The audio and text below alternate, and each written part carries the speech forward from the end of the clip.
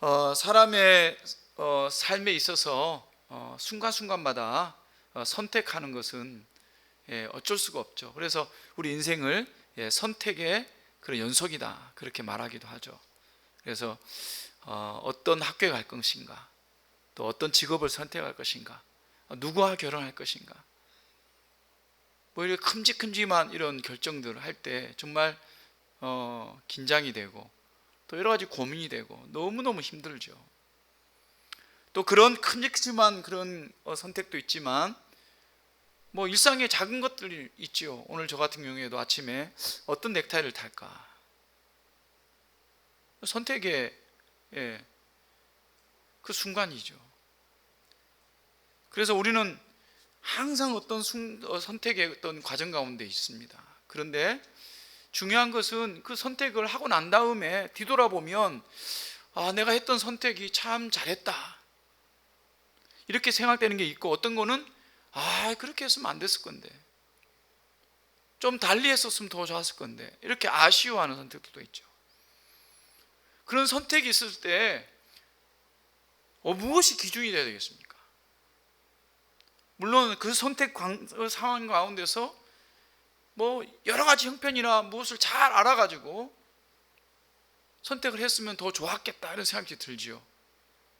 그런데 사실은 더 중요한 것은 그것을 잘 알아가지고 잘 들어가지고 또 정말 잘했다 이런 것도 있지만, 그렇게 선택했는데도 불구하고 그 결과가 안 좋을 수도 있죠. 그럴 때 우리가 그럼에도 불구하고 내가 참 잘했다 이럴 경우가 있습니다. 어떤 경우 그렇죠? 그 선택의 동기가, 목적이 분명했을 때 그렇습니다. 내가 이 선택을 해서 정말 교회를 위해서 좋은 일이 되겠다, 이 선택을 해서 우리 가정에 좋은 일이 될 거야, 내가 이렇게 할 때 아내가 좀 기뻐하지 않을까, 누구에게 도움이 되지 않을까, 이런 동기에서 선택을 했는데 결과가 좋지 않았어요. 그럴 때 어떻게 생각이 듭니까? 그래도 잘했다. 동기와 목적이 선하고 아름답고 그것이 정말 하나님 보시기에 좋은 것이라고 한다면 그 선택의 결과와 상관없이 그것이 올바른 선택이 될 수가 있는 것입니다. 그래서 똑같은 봉사를 한다 해도 하나님의 은혜에 감사하는 마음으로 봉사하느냐, 아니면 사람들이 보이기 위해서 뭔가 드러내기 위해서 봉사를 한다, 겉으로는 동일한 행위지만 하나님 앞에서는 전혀 다른 의미가 있고요, 나중에 자신이 돌아봐도 무엇이 더 올바른 선택이었는지, 내 행위가 올바랐는지 그것을 알게 되는 것이죠. 고린도 교회 성도들은 일상의 선택 앞에서 갈등을 했습니다. 그 선택으로 말미암아서 교회 안에 분쟁이 생겼습니다. 특히 우상에게 바쳐진 재물을 먹는 문제에서 더욱 심한 문제가 생겼습니다.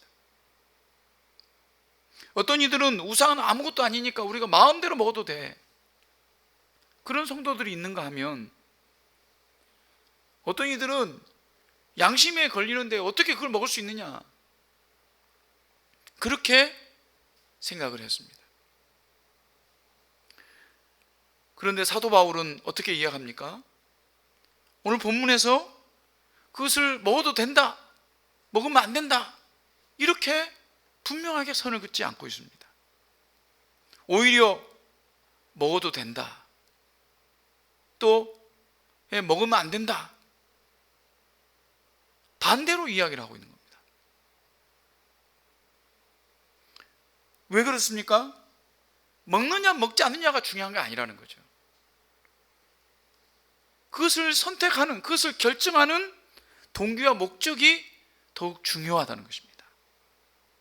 사랑하는 여러분, 오늘 말씀을 통해서 우리 모든 성도님들이 정말 우리의 선택이 늘 올바르게, 그래서 어떤 동기와 목적으로 선택을 해야 되는지를 그렇게 깨닫고 하나님 앞에 기쁨이 되어지는 저와 여러분이 되었으면 좋겠습니다.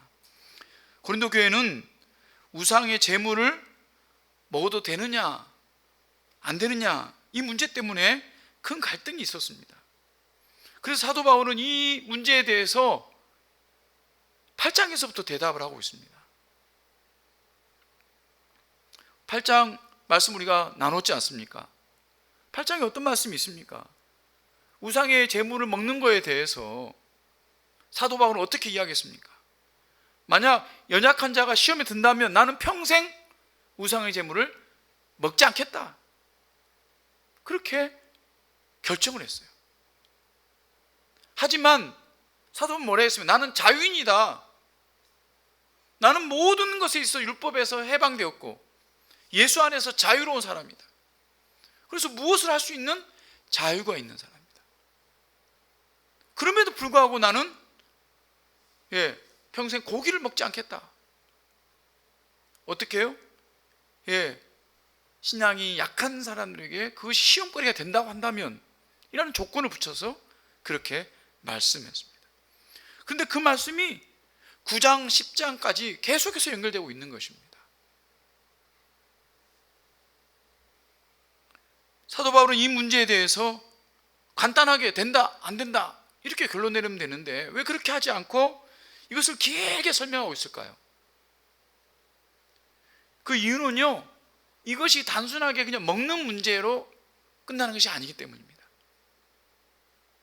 이 먹는 문제가 아니라 이것이 모든 삶에 어떤 원리가 적용되기 때문입니다. 오늘 사도 바울은 우리가 읽은 본문 19절부터 우리가 읽었습니다만 사실은 14절 말씀부터 계속 그 이야기를 하고 있는데요, 교회 안에 있는 이 자유에 대한 두 극단에 대해서 말씀을 하고 있습니다. 먼저는 고린도 성도 중에서 우리는 자유인이기 때문에 어떻게 행동하든 상관이 없다, 그렇게 생각하는 사람들이 있었습니다. 그래서 우상의 제물은 단지 고기일 뿐이니까 전혀 문제가 되지 않는다. 그래서 어떤 장소에든지 꺼리낌 없이 우상에 바쳐진 제물들을 먹었습니다.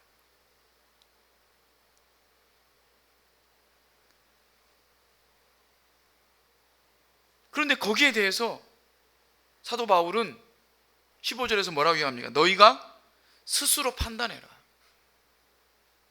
이방 신전에 가서 자유롭게 제물을 먹는 자들에게 스스로 판단하라, 그렇게 이야기합니다. 과연 너희가 이것을 아무 꺼리낌 없이 그냥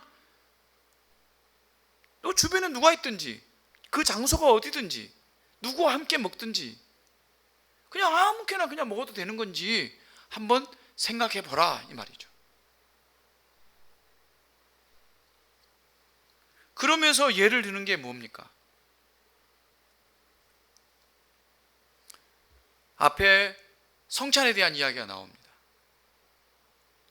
그리고 과거에 유대인들이 하나님 앞에 제사를 지냈던 그 제사에 대한 이야기가 나옵니다. 그러면서 그것을 근거로 해서 19절에 이야기합니다. 그런즉 내가 무엇을 말하느냐? 우상의 제물은 무엇이며 우상은 무엇이냐? 무릇 이방인이 제사하는 것은 귀신에게 하는 것이요 하나님에게 제사하는 것이 아니니 나는 너희가 귀신과 교제하는 자가 되기를 원하지 아니하노라. 이방인의 제사에 대해서 이야기를 합니다. 이방인의 제사는 그들이 우상에게 바치는 제물이죠. 그리고 그 제물을 다시 먹습니다. 그런데 사실은 거기에 우상이 있는 게 아니죠. 그 신이 있는 게 아닙니다. 거기에 누가 있습니까? 귀신이 있는 겁니다.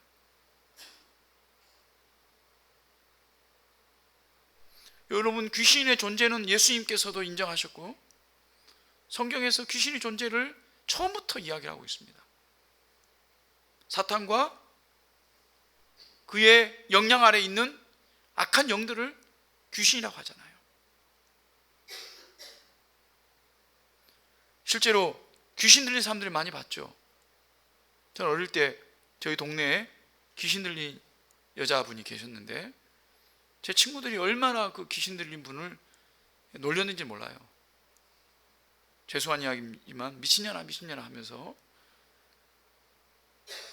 그래서 그때 제 기억이 굉장히 생생해요. 그런데요, 그 귀신 들린 사람은 완전 모양이 다르죠. 예. 또 뭐 점쟁이들 있죠. 무당들.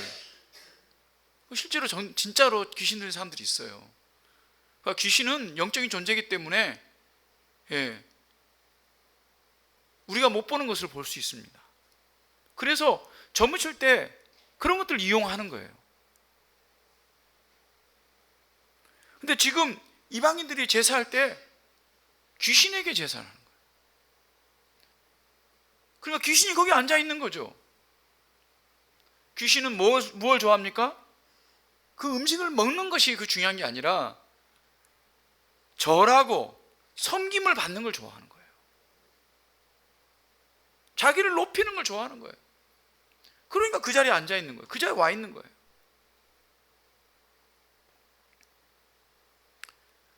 그런데 그 이방인들이 제사하는 그 행위가 뭐냐? 그것이 곧 귀신과 교제하는 것과 똑같은 것이라는 거예요. 그 예를 들어서 성찬을 예를 들고 있습니다. 성찬은 뭡니까? 우리가 성찬식 때 빵과 포도주를 마십니다. 빵을 먹으면서 이것은 예수님의 몸입니다. 포도주를 마시면서 이것은 예수님의 피입니다. 이렇게 하고 우리가 먹고 마시잖아요.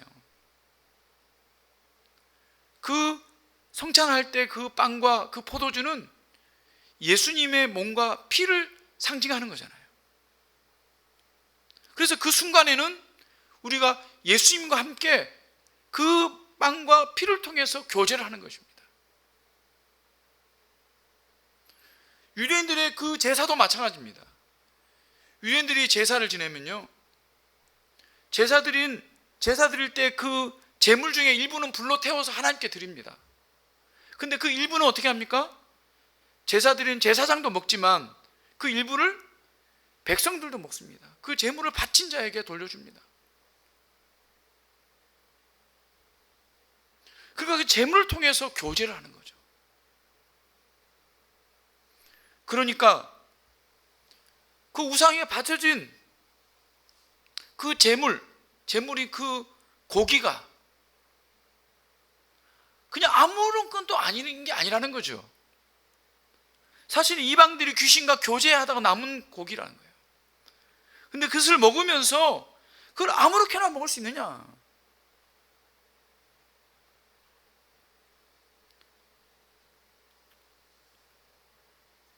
그렇기 때문에 거기에 대한 의미를 너희가 알고 먹어야 된다는 거죠. 그런데 그것을 그냥 아무렇지도 않게 아무 장소에서든지 아무런 신경도 안 쓰고 먹는 것은, 그것은 뭔가 문제가 있는 거라는 거죠.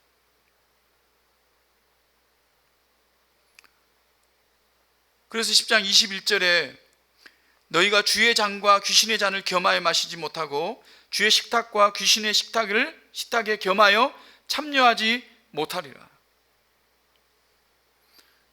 그냥 이방 신전에서 먹고 마시는 것이 단지 음식일 뿐이면 우리가 하나님 앞에 나와서 성만찬에서 먹는 그 음식도 단지 음식뿐이다, 그렇게 이해하는 겁니다.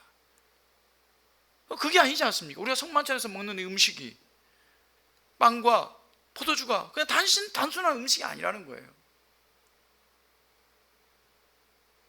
그래서 우리가 성만찬하는 그 순간에는 그것은 예수님의 피와 예수님의 몸으로 상징되어서 우리가 먹는 거거든요. 그래서 그 순간에는 그것이 거룩한 것입니다.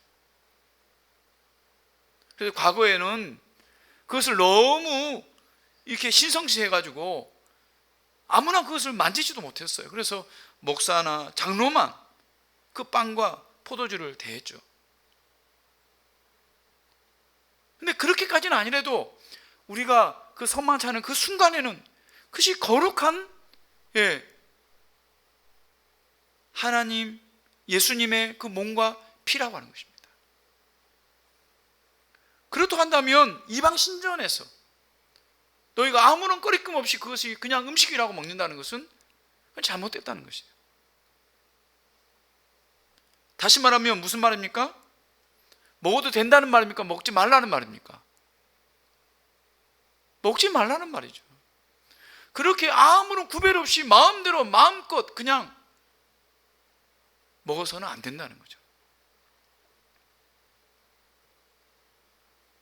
우리가 그 의미를 알고 이것은 내가 지금 하나님께서 창조하신 신성한 음식으로서 내가 먹는 거예요. 내가 결코 귀신과 교제하기 위해서 먹는 게 아니야. 그렇기 때문에 그 음식을 먹을 때 우리가 감사하며 하나님 영광을 위해서 그 음식을 먹는 거죠. 그런 의식 없이, 아무런 의식 없이 그냥 마구잡이로 먹으라는 게 아니죠. 그렇기 때문에 그것 때문에 성도들이 시험이 드는 거예요. 믿음이 약한 자가 시험이 드는 거예요. 그래서 그 유대인들이, 이 예수 믿은 자들이 그때 당시 고린도 교회 성도 중에서 그런 구별 없이 심지어는 신전에 가서도 먹었다는 거예요.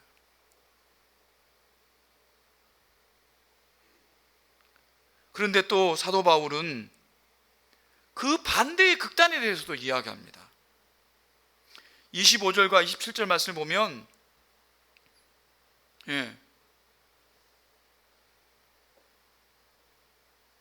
자신의 그 신앙의 양심 때문에 이 우상에 바쳐진 제물로 생각할 때는, 그 당시에 그랬다고 했잖아요. 그 당시에 이 고기를 먹는다고 하는 것은 그렇게 쉬운 일이 아니었다. 그래서 고기를 먹을 때, 고기라고 하는 것은 대부분 시장에서 나오는 고기들인데, 그 시장에서 나오는 고기들은 그 당시 수많은 신전에서 제사 지내고 남은 우상에게 바쳐진 그런 고기가 시중에 대부분 유통되었다는 거죠. 그래서 그 고기를 먹을 때 나는 고기를 안 먹어, 그렇게 생각하는 성도들이 있었다는 거예요. 그리고 그런 고기를 먹는 사람들을 비난하고,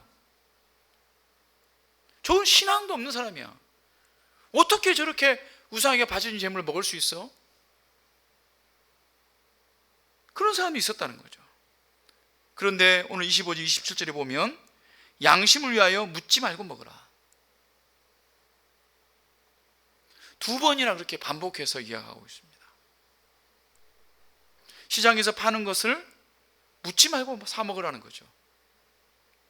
또 불신자 집에 초청받았을 때 차려놓은 음식을 묻지 말고 먹으라는 겁니다. 불신자 집에 갔는데요, 그가 차려놓은 음식 가운데 고기가 있어요. 소고기가 있고 양고기가 있어요. 대부분이 그것은 우상에게 바쳐져 있던 그 뒤에 신전에서 나온 그런 아마 고기일 것입니다. 근데 그것을, 이거는 어디서 사온 거예요? 이건 어떤 고기예요? 출처가 어디예요? 당신이 잡은 거예요? 이렇게 물고 난 다음에 그게 신전에서 나온 고기 같으면 나는 먹지 않습니다 하고 거부하는 성도도 있었다는 거죠. 근데 그렇게 하지 말라는 겁니다. 그 음식을 차려준 불신자를 위해서 함께 즐겁게 먹으라는 거예요.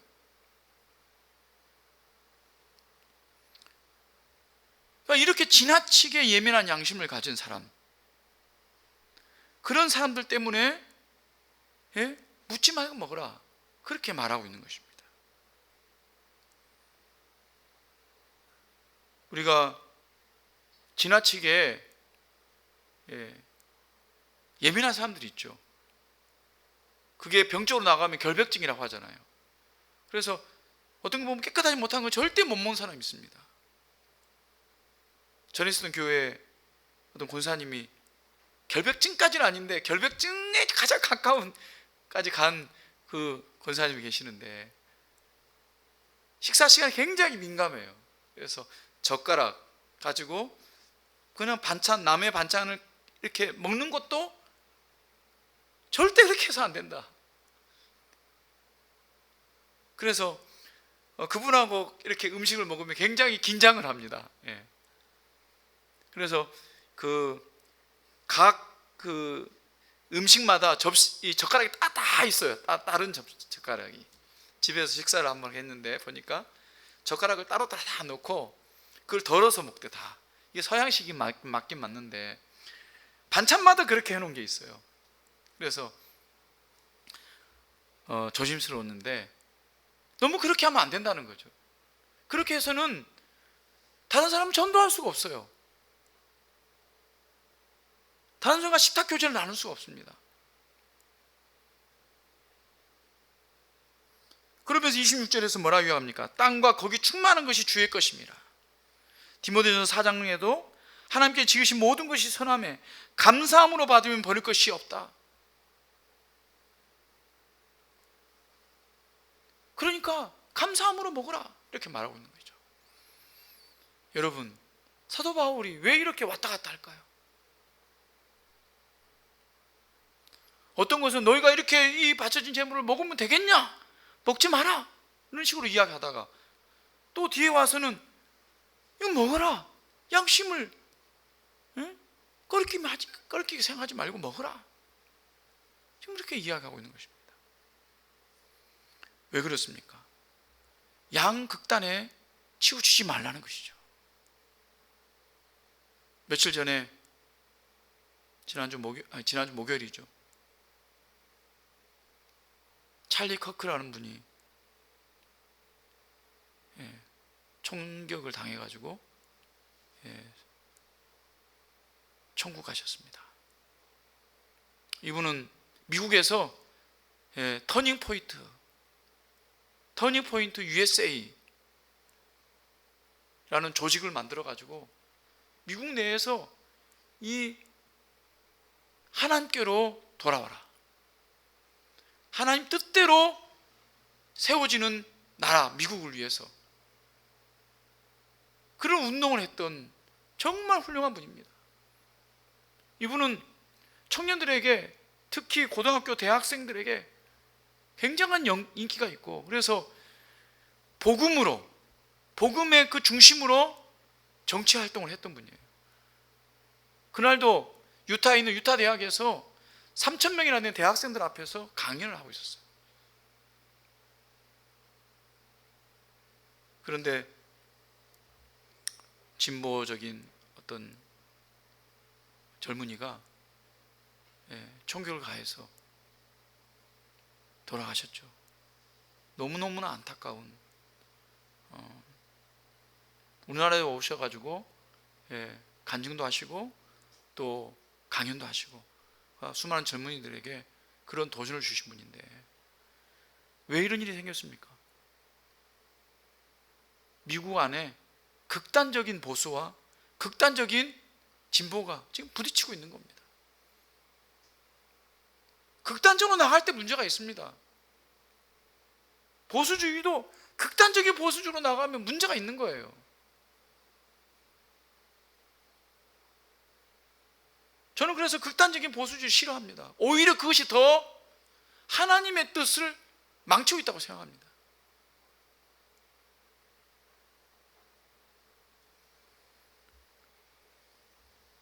너무 자유에 대해서 극단적으로 나가면 그건 관용을 넘어서서 방종이 되어버리는 겁니다. 자기 자유만 위해서, 자기만을 위해서 자유를 극단적으로 생각해 보십시오. 내 자유를 방해하는 사람들은 다 적이 되어버리는 겁니다.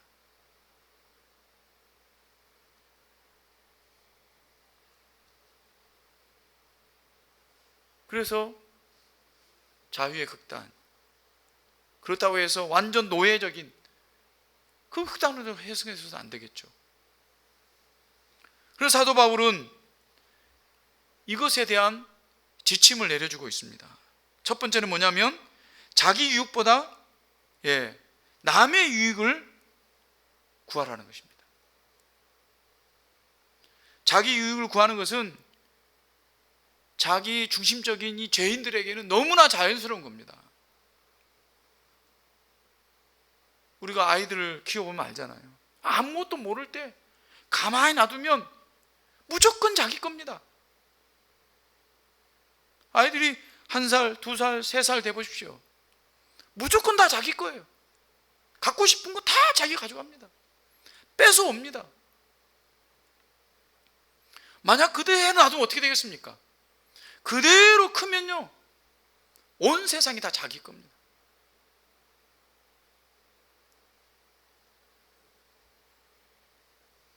성인이 되어서도 우리가 무엇을 결정 내릴 때 첫 번째 생각하는 게 뭡니까? 나한테 뭐가 유익이 되나? 이게 죄인인 우리 인간의 자연스러운 결말이죠. 하지만 성경은 뭐라고 유효합니까? 오늘 사도 바울은 뭐라고 유효합니까? 남의 유익을 먼저 생각하라 말하고 있잖아요. 참 쉽지 않습니다. 내 양심이 아니라 남의 양심을 배려하라. 29절 30절 말씀에 내가 말한 양심은 너희 것이 아니요 남의 것이니 어찌하여 내 자유가 남의 양심으로 말미암아 판단을 받으리요. 만일 내가 감사함으로 참여하면 어찌하여 내가 감사하는 것에 대하여 비방을 받으리요.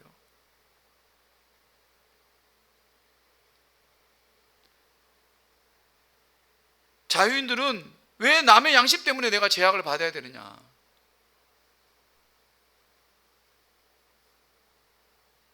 믿음이 약한 자가 야 저거 먹으면은 안 될 것 같은데 저거 귀신에게 바쳐진 재물인데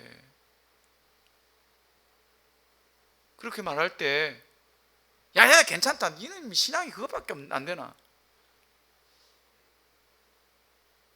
그렇게 생각하고 그냥 지금 자기 먹는 게 지금 바빠서 먹는다고 한다면 그 신앙이 약한 자를 설득하거나 가르치거나 하지 않는 상태에서 그렇게 막무가내로 한다 그러면 그 신앙이 약한 자의 마음이 양심에 꺼려서 그 마음에 상처를 받는다는 거죠.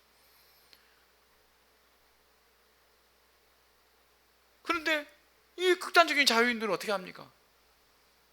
남의 양심 때문에 왜 내가 죄악을 받아야 돼? 그렇게 하지 말라는 겁니다. 그렇게 하지 말고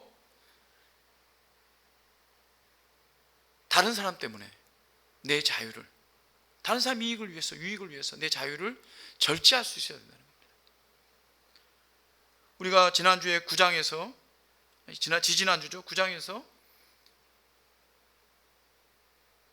그 상을 위해서 달려가는 자는 절제한다고 그랬죠. 운동장에서 다름질하는 자들이 다 달릴지라도 오직 상을 받은 사람은 한 사람인 줄을 너희가 알지 못하느냐. 이기기를 다투는 자마다 모든 일에 절제하나니. 그렇습니다. 그래서 이 절제는 성령의 열매예요. 성령 충만한 사람은 절제할 수 있어요. 성령의 9가지 열매가 있잖아요. 갈라디아서 5장 22절에 사랑과 희락과 화평과 오래 참음과 자비와 양성과 충성과 온유와 절제니. 맨 마지막에 나오는 게 절제예요. 물론 사랑이 제일 쉽다 그런 말 하는 건 아니죠. 그런데 절제하는 것이 쉬운 것이 아닙니다. 그렇기 때문에 성령 충만한 사람, 성령을 의지하는 사람, 성령의 음성을 듣는 사람은 절제의 열매를 맺어갑니다. 내가 하고 싶어도 혹시나 누가 마음이 상할까, 누가 상처가 될까, 그렇게 생각하면 하고 싶어도 좀 참아주는 겁니다.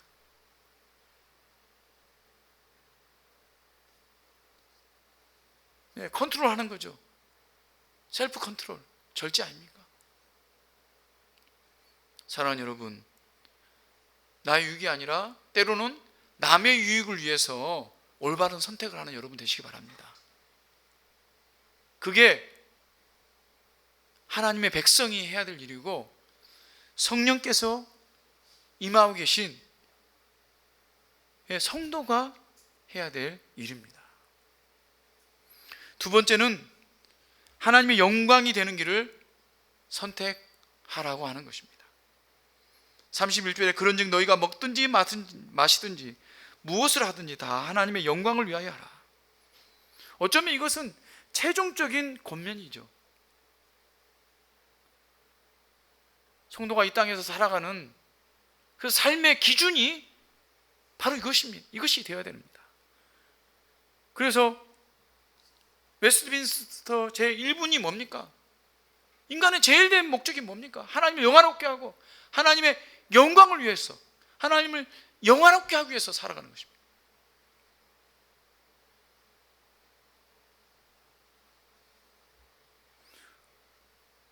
무엇을 선택하고 결정할 때 이것이 어떤 것이 하나님께 영광이 될 것인가? 나의 만족을 위해서, 나의 가족을 위해서, 내 그룹을 위해서, 내 편을 위해서 결정하는 것이 아니라 때로는 내 편이 불리해도 이게 하나님의 영광을 위한 것인가? 그럴 때는 올바른 결정을 해야 되는 겁니다. 그런데 우리는 내 편을 위해서 결정하는 게 많아요. 내 이익은 아닌데 우리 편의 이익이 된다면 와, 그걸 물불을 안 가리고 하는 사람들이 있어요. 특별히 한국적인 어떤 정서가 좀 그런 것 같아요. 내 편이면 다 옳다.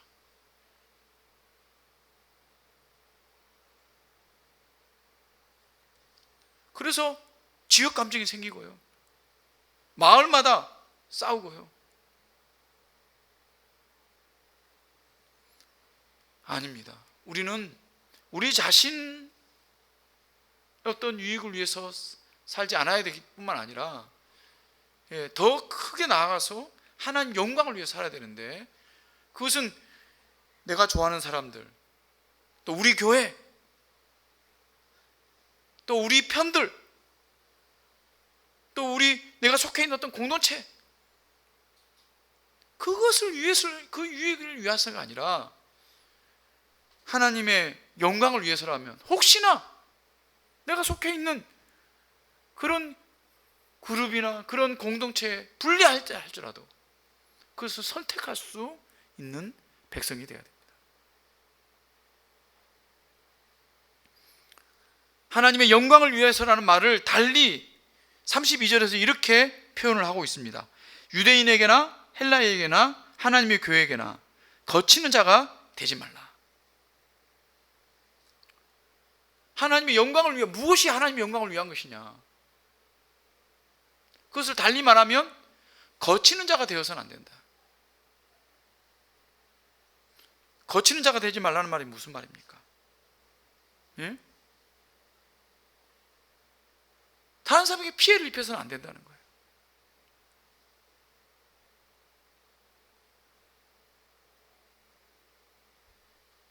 교회를 위한다시고 이웃들에게 피해를 줘서는 안 된다는 거예요. 하나님이 일을 한다고 열심을 낸다고 하는데 그 일이 다른 사람이 볼 때 욕심쟁이고 민폐가 되어서는 안 된다는 거예요. 안타까운 우리가 교회를 할 때 주일학 교사도 마찬가지고요. 전도팀의 부장도 마찬가지고. 교회를 하면 돈을 쓰잖아요. 돈을 쓸 때 돈을 아끼기 위해서 교회를 위한 거죠. 시장에 가서 마트에 가가지고 막 깎아요. 너무 이렇게 지나치게 깎는 사람도 있잖아요.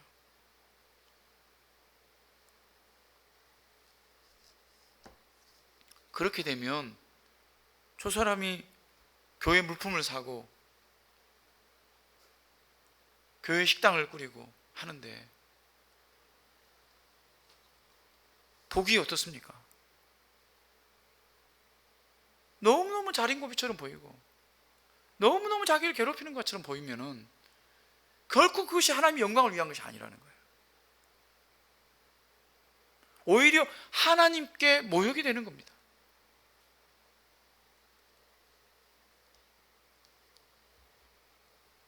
우리는 하나님의 영광을 위해서 항상 생각하고 그 선택할 수 있는 저와 여러분 되었으면 좋겠습니다. 마지막으로 이 모든 것이 예수님을 본받는 길을 선택해야 하는 것이 되어야 되는 겁니다. 11장 1절에서 뭐라 했습니까?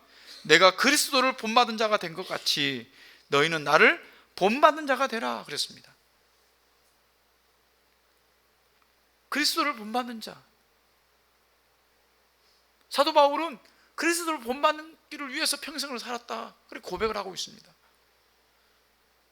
예수 그리스도께서 어떻게 하셨습니까? 예수 그리스도께서는 자신의 자유와 권리를 위해서 살지 않았습니다. 자신의 명예, 자신의 명성, 자신의 영광을 위해서 살지 않았습니다. 예수님께서 이 땅에 오신 것 자체가 자신의 영광을 다 버리고 오신 겁니다. 이 땅의 삶도 마찬가지입니다.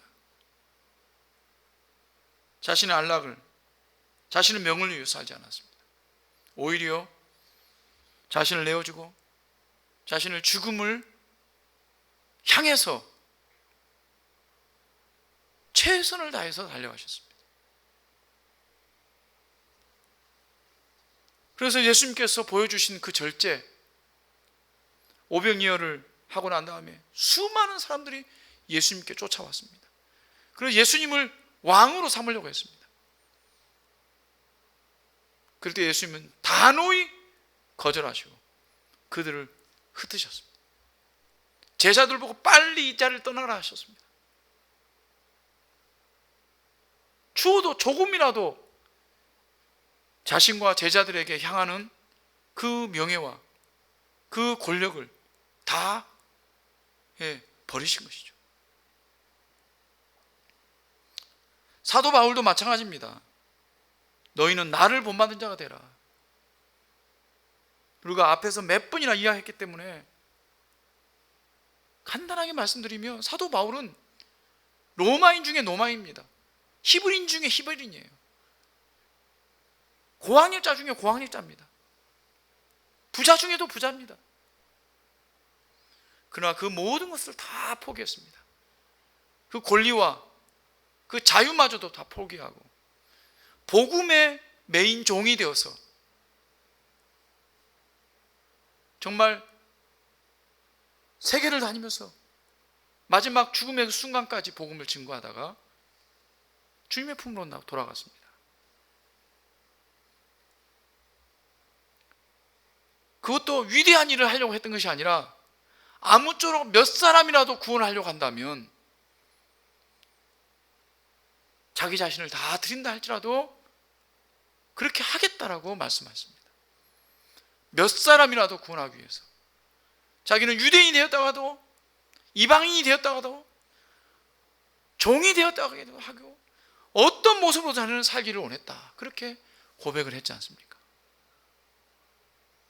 사랑하는 여러분, 예수님처럼 사도 바울처럼 자신을 내어주는 그런 성도가 되기를 원합니다.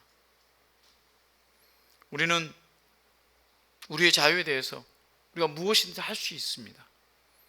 하지만 지나치게 그 주장하는 자리에 서는 게 아니라 때로는 타인의 유익을 위해서 절제할 수도 있고, 더 나아가서는 하나님의 영광을 위해서 정말로 더 적극적으로 헌신할 수 있고 희생할 수 있는, 그래서 하나님께 영광을 드리고 하나님이 기뻐하시는 주님의 자녀로 살아가는 저와 여러분 되시기를 주님으로 축원합니다.